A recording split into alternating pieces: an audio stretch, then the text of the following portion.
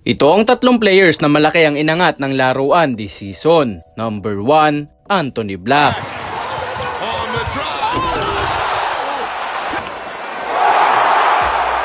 Somebody had to have captured that. Ngayong season na isa si Black bilang isang malaking bahagi ng Orlando Magic rotation at nagpakita ng malinaw na improvement sa kanyang laro. Umangat ang numbers nito this season at nag-a-average ng career high 16 points, 4.1 rebounds and 4 assists per game. Nagpakita rin ito ng mas mahusay na defensive presence. Nagtaas ang kanyang steals at hustle plays at mas naging reliable na wing defender laban sa iba't ibang posisyon. Sa opensa naman ay mas naging confident ito sa pag-shoot mula sa 3-point line at sa mid-range, pati na rin sa pag-create para sa sarili at para sa teammates, kaya naman mas nagiging threat nga ito sa pick and roll and transition. Dahil dito ay malaki na rin ang ambag niya sa kanilang team, lalong-lalo na kila Paolo Banchero at Franz Wagner. Maganda rin ang posisyon nila sa Eastern Conference na pang-anim at meron sila ngayong 23-19 win-loss record. Ang mas malaking role at minutes na ibinibigay sa kanya ng Magic ay nagresulta sa mas malawak na impact sa laro at nakatulong sa kanya na ipakita na kaya niyang maging star caliber guard sa NBA. Meron pang dalawang players sa ating listahan, kaya naman pag-usapan na natin kung sino pa ang mga players na ito. Number 2, Deni Avdija.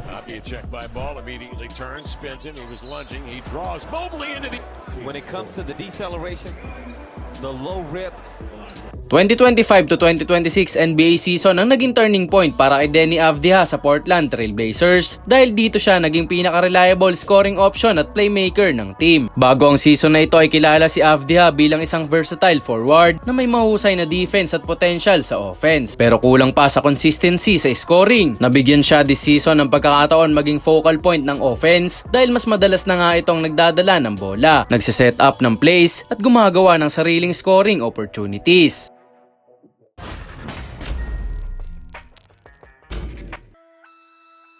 Dahil sa mas mataas na minuto na ibinigay sa kanya ng koponan ay umangat din ang scoring average nito. Dahil ngayong season nga ay nag-average na ito ng 26.2 points, 7.1 rebounds and 6.9 assists per game. Naging mas deadly din ito sa mid-range at 3-point shooting, kaya mas mahirap itong depensahan dahil kaya niyang miscore sa labas at sa loob. Dahil dito ay naging top all-around player siya sa team at naging main reason kung bakit mas naging competitive ang Blazers ngayong season. Ang performance niya this season ang nagdala ng kanyang pangalan sa conversation para sa most improved player at nagbigay sa kanya ng mas malaking exposure sa All-Star voting. Hindi gaano kaganda ang lagay nila sa Western Conference dahil nasa pang 9th seed nga ito na merong 22-22 win-loss record. Pero matagal pa naman ang season kaya malaman na lang natin kung tataas pa ba sila ng seed o mananatiling nasa ilalim lang ng naglalakasang team sa West. Number 3, Matas Buzelis.